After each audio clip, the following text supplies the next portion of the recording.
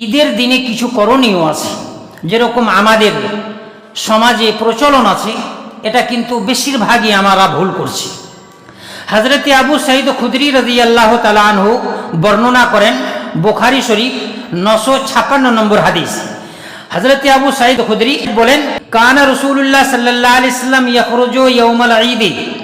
রাসূল সাল্লাল্লাহু আলাইহি সাল্লাম ইয়াউমুল ফিতর আর ইয়াউমুল আযহার দিনে বের হতেন, ইলাল মুসাল্লা, ঈদগাহের দিকে বের হতেন।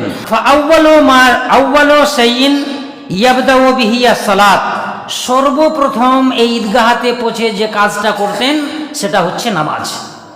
কোনো কথা নাই, কোনো কিচ্ছু নেই, কোনো বক্তব্য নেই। হ্যাঁ, লোক তো হাজির হবে।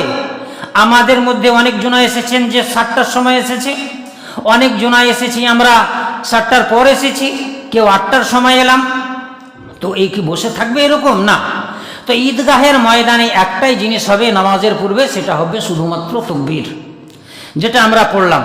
এই তাকবীর ব্যতিরিকে কোনো রকমের গজল গাওয়া যাবে না, কোনো রকমের বক্তব্য হবে না, কোনো রকমের ওয়াজ নসিহত হবে না।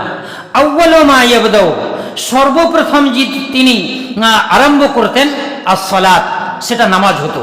সুম্মা ইয়ানসারিফু, তারপরে তিনি ফিরতেন।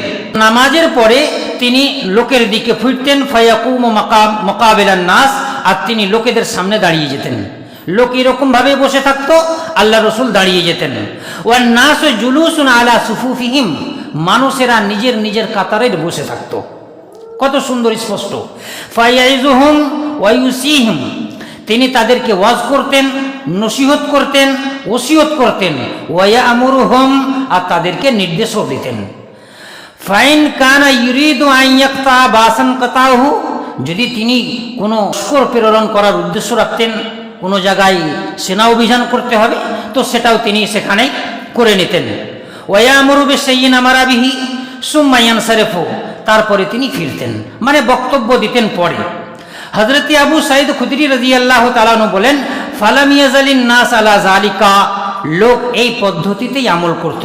হাত্তা খারাজতু মা মারওয়ানা ওয়া হুয়া আমিরুল মদিনাতি ফি আযহা আও ফিতরিন, আমরা এই অভ্যাসে অভ্যস্ত ছিলাম। ঈদের দিনে আসতাম, প্রথমে আমরা নামাজ পড়তাম, তারপরে খুতবা হতো, তারপরে যদি কোনো নির্দেশনা হতো তো দিতেন।